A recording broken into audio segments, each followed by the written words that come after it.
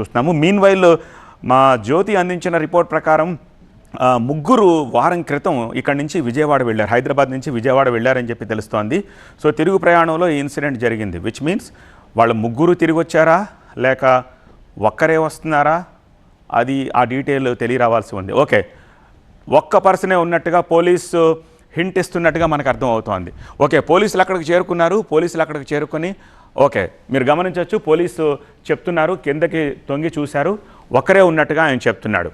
So ఒక్కరే ఉన్నట్టుగా చెప్తున్నాడు, ఆ పోలీసు ఇచ్చిన ఇన్ఫర్మేషన్ చూడొచ్చు మనం. సో లోపల ఒక్కరే ఉన్నారు అని అంటే బహుశా డ్రైవింగ్ పొజిషన్లో ఉన్న బి శ్రీనివాసరావు గారే అయ్యి ఉండవచ్చు అని చెప్పేసి అనుకోవాలి.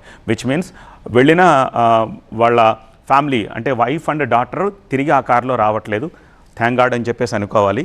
సో ఆ పోలీస్ అక్కడికి చేరుకుని ఆయన కింద చూసి ఎగ్జామిన్ చేసి ఆయన కన్ఫర్మ్ చేస్తున్నారు, ఒక్కరే ఉన్నారు అని చెప్పి వేలు పెట్టి చూపిస్తున్నారు.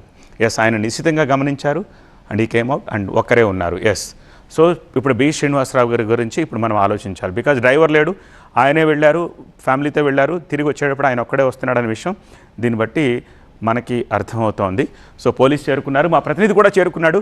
వసంతను ఒకసారి లైవ్లోకి తొందరగా తీసుకోండి. పీసీఆర్ టీం ఏంటి సిచ్యువేషన్, లైవ్ అప్డేట్స్ ఒకసారి ట్రాక్ చేద్దాం. ఎందుకంటే మనకి ఇంకా సీసీటీవీ ఫుటేజ్ కూడా అక్కడి నుంచి రాలేదు.